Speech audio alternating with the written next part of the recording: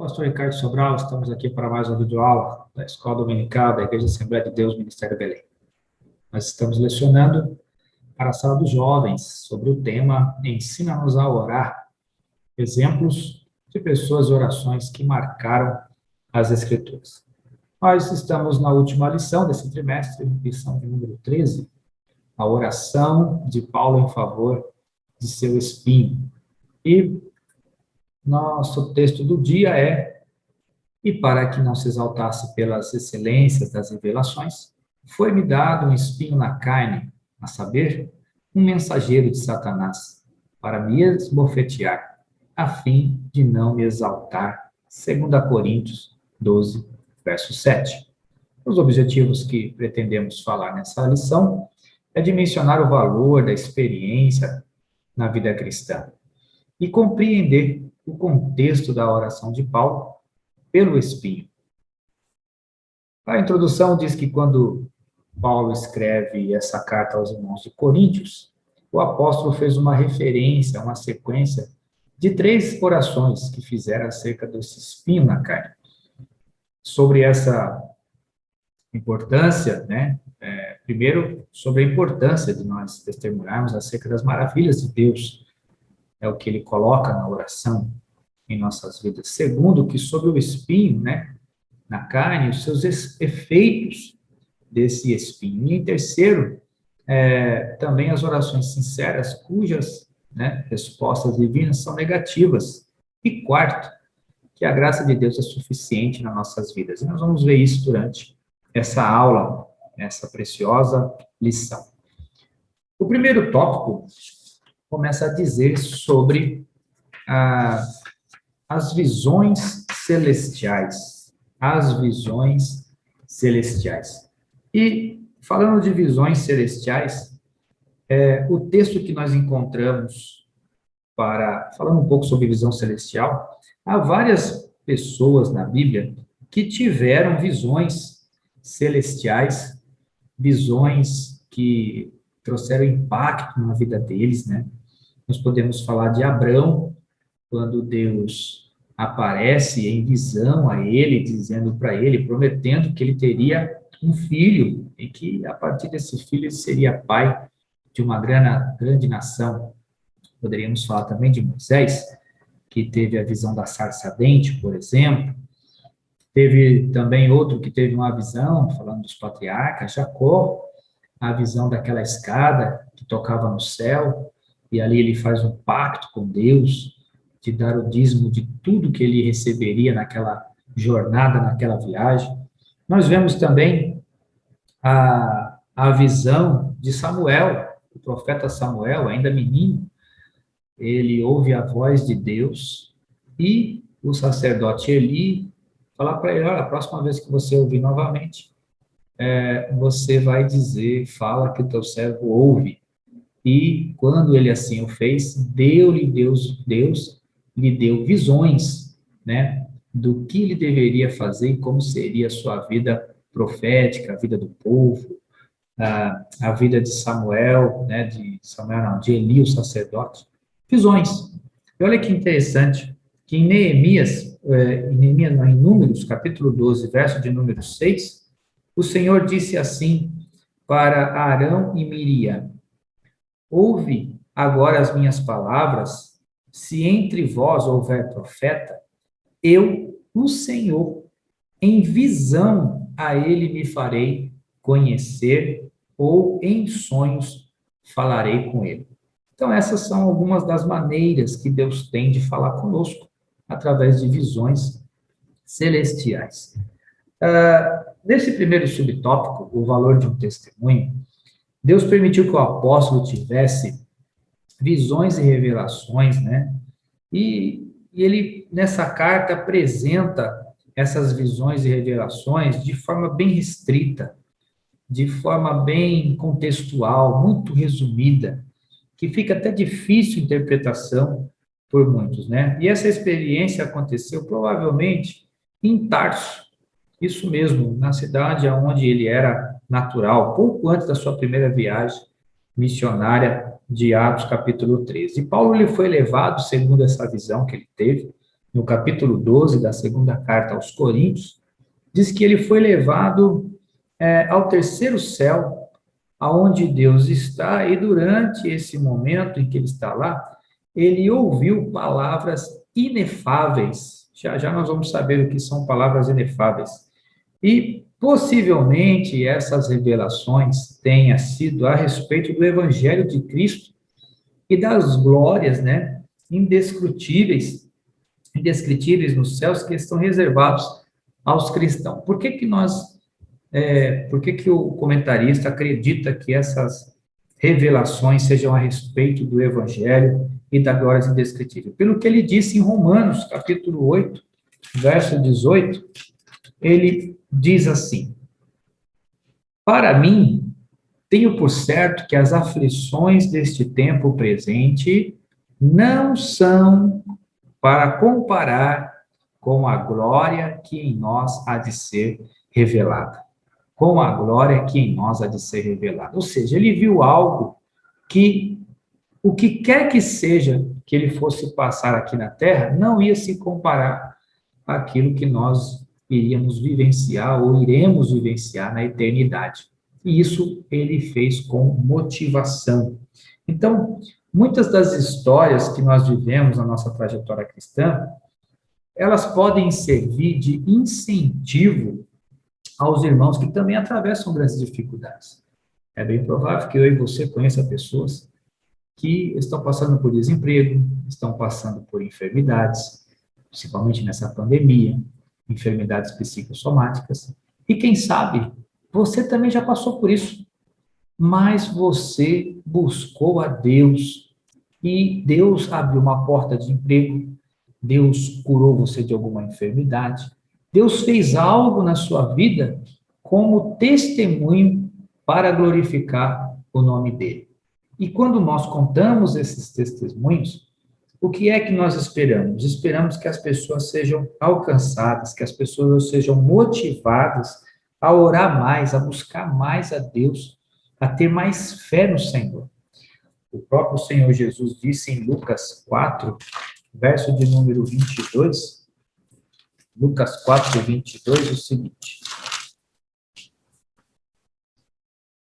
todos lhe davam testemunho e se maravilhavam das palavras de graça que saiu da sua boca e diziam: não é este o filho de José?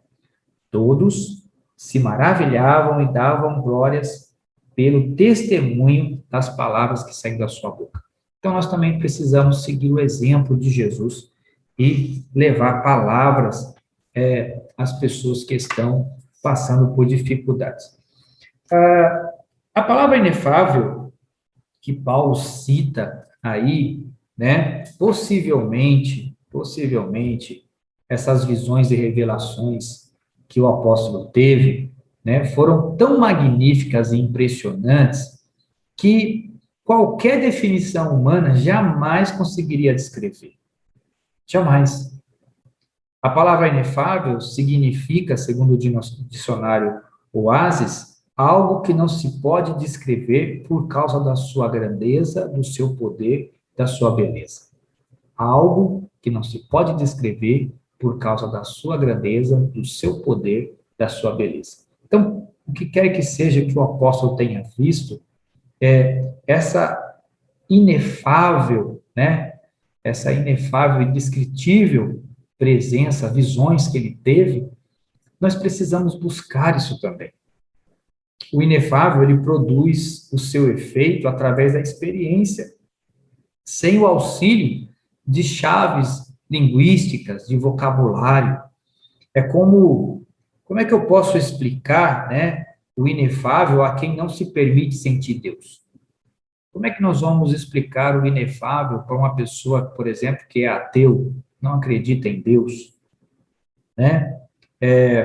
Um exemplo que nós podemos citar, exemplo bíblico e atual, contextual, é sobre o batismo com o Espírito Santo. Você pode tentar, através de teorias, de teologia, explicar o que é o batismo com o Espírito Santo, como várias pessoas têm tentado, desde o dia de Pentecostes, explicar o que é o batismo com o Espírito Santo. Porém, é algo complexo. A teoria ela é complexa, mas só a experiência poderá realmente trazer uma compreensão, né, do que é esse batismo. Somente a experiência inefável é que pode nos trazer, nos tornar algo tão belo, tão maravilhoso, que a gente não quer deixar de sentir, né? Não quer deixar de experimentar dia após dia, ser cheio dia após dia do Espírito Santo. E essas experiências, elas vêm para nos edificar, justamente aí que está no subtópico terceiro aí, para nos edificar, né? Esse evento marcou profundamente a caminhada de Paulo, bem como a vida daqueles cristãos que o acompanhavam, que tiveram acesso aos relatos da sua vida ao longo da história. Esse evento acabou encorajando o apóstolo a aceitar com serenidade, por exemplo, os sofrimentos que ele havia, né, que ele enfrentaria ao longo do caminho, do trabalho ministerial. Ele aceitou esses sofrimentos porque ele mesmo falou, como nós já lemos aqui, né, em Romanos 8:18. Vamos ler uma vez mais. Romanos 8:18, que ele diz assim: olha, para mim, tenho por certo que as aflições deste tempo presente, não se comparam. Então ele fala assim: olha, aquilo que esse mal, esse sofrimento, essa perseguição que eu vivo aqui, isso é fichinha, porque eu sei que há uma coroa de glória me esperando, há uma recompensa me esperando. Eu vi com os meus olhos. Eu vi com os meus olhos. Glória a Deus. Nós possamos ter uma experiência semelhante. E eu quero fazer uma pergunta: quais são os episódios, né, que nós temos vivido? Que experiências com Deus nós estamos colecionando neste tempo, principalmente nesse tempo de pandemia? Que tipo de experiência você tem colecionado? Elas estão te edificando, elas estão te frustrando na caminhada cristã, né? Lembremos que sempre que em tudo que vivemos, né, e envolvidos e vivemos, nos envolvemos, faz parte de um processo, um processo de santificação. Nós estamos sendo santificados dia após dia. Então, nós não podemos esmorecer quando nós estamos em constante aprendizado com uma intimidade com o Espírito Santo de Deus. Foi isso que Paulo buscou, essa intimidade com o Espírito Santo de Deus. No segundo tópico, vai falar sobre o espinho na carne, né? E esse espinho, muito você tem perguntado a respeito desse espinho. O que é esse espinho? Algumas suposições. Muitos acreditam ser algo de natureza física, como um problema nos olhos. E as pessoas que acham que é um problema nos olhos é por conta do que ele disse em Gálatas, capítulo 4, e verso de número 15. Qual é, logo, a vossa bem-aventurança? Dou-vos testemunho de que, se possível fora, tereis arrancado os vossos olhos e nos teríamos dado.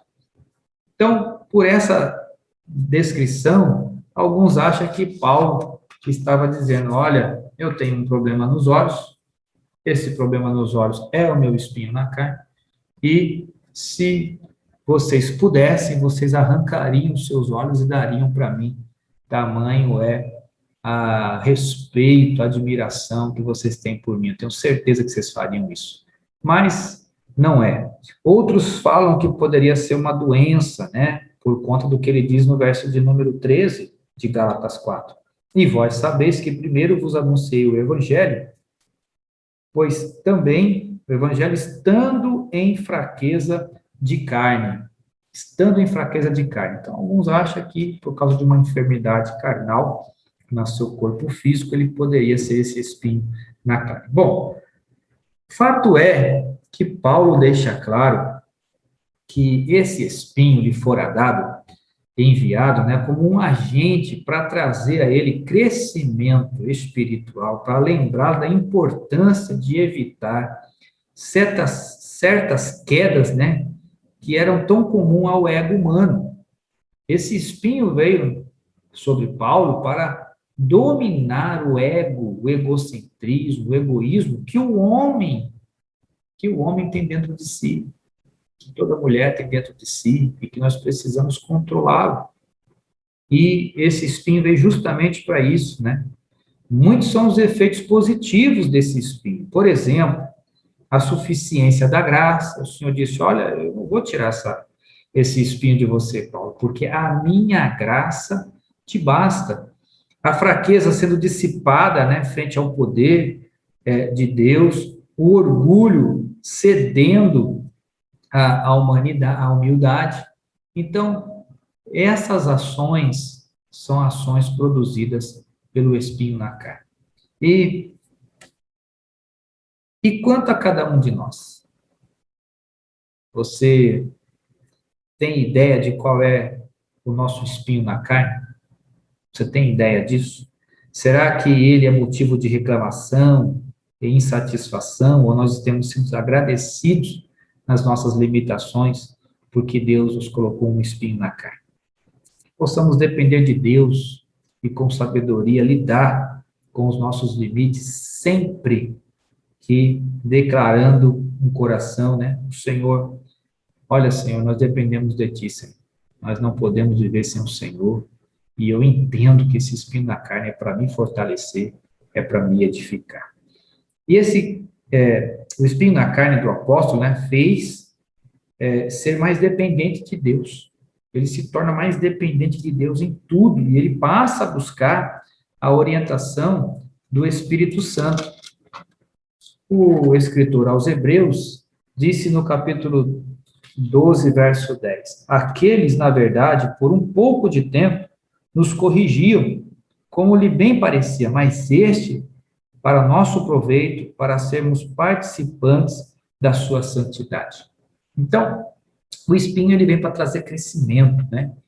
E Paulo chega ao ponto de afirmar que sentia prazer em suas fraquezas, em suas dificuldades, em suas perseguições, tudo por amor de Cristo. Sentia prazer de ser afrontado, né? E esse prazer era fruto da certeza de que tudo contribuía para o bem, conforme Romanos 8, 28. Romanos 8, 28.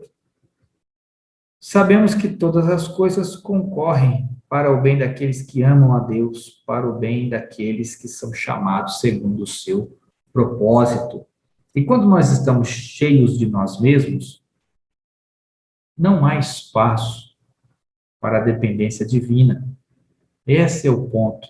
Quando nós estamos cheios de nós mesmos, o orgulho nos impede de ver os desafios com mais clareza, com mais objetividade, que Deus está permitindo certas coisas para que a gente cresça, para que a gente amadureça.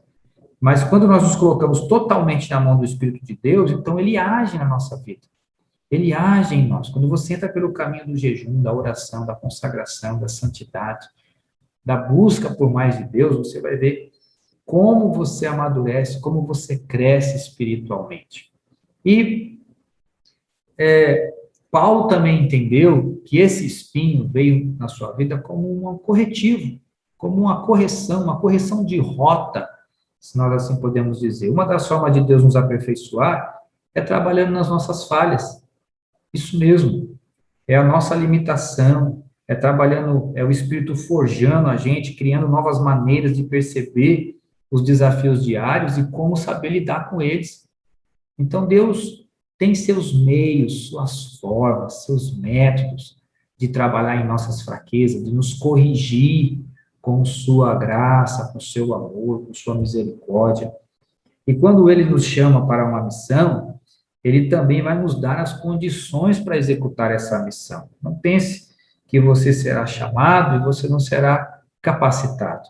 Olha o que diz o profeta Jeremias, no capítulo 1, quando ele é convocado por Deus e ele dá a sua desculpa. No capítulo 1, a partir do verso 6, diz assim: então disse eu, Senhor Deus, não sei falar, não passo de uma criança. Mas o Senhor me disse, não diga, não passo de uma criança. Aonde quer que te enviar, irás, e onde quer que eu te mandar, irás. Não temas diante deles, pois eu sou contigo para te livrar. diz o Senhor. Então estendeu o Senhor a sua mão, tocou-me na boca e me disse: agora pus as minhas palavras na tua boca. Olha que bênção. Glória a Deus. Agora pus as minhas palavras na tua boca. E a pergunta que eu tenho para você é: será que nós permitimos ser trabalhados por Deus em nossas imperfeições, em nossas limitações, né? Em nossas inclinações? Nós temos deixado Deus trabalhar em nós, né? Quando nós descobrimos esse espinho na carne, como nós temos reagido? Como você tem reagido diante do espinho na carne? Para concluir, como é precioso saber que nós nunca estamos sós quando servimos a um Deus tão precioso. Mesmo em meio a muitas, né, assustadoras dificuldades, dores intensas, né, o Espírito Santo está ali para nos consolar, para nos conduzir, para nos fortalecer no amor de Cristo. E lembre-se sempre do que Paulo disse: porque quando estou fraco, então sou forte. Parece que você está desanimado. Se você buscar a Deus com intensidade, pode ter certeza que Ele vai te fortalecer. E o amor de Cristo em nossos corações, Ele nos move, Ele nos permite nos doar mais no reino de Deus. E que nós possamos fazer isso, né? Ser uma bênção na vida das pessoas e clamar pelo socorro de Deus. Eu espero que essa aula e as outras 12 aulas que tivemos ao longo desse trimestre tenham sido bênção para a sua vida. No próximo trimestre, nós estaremos aprendendo sobre o cuidado de Deus com o corpo de Cristo. O cuidado de Deus com o corpo de Cristo, lições extraídas da carta do apóstolo Paulo também aos Coríntios. Tá certo? Bom, eu me despeço por aqui. Que você tenha uma excelente semana, um excelente final de semana, que a sua vida continue sendo regada e abençoada pelo doce Espírito Santo de Deus. E não se preocupe, esse tempo ruim vai passar, mas você precisa tirar o maior proveito dele, glorificando o nome dele, em nome de Jesus. Até mais, fica com Deus.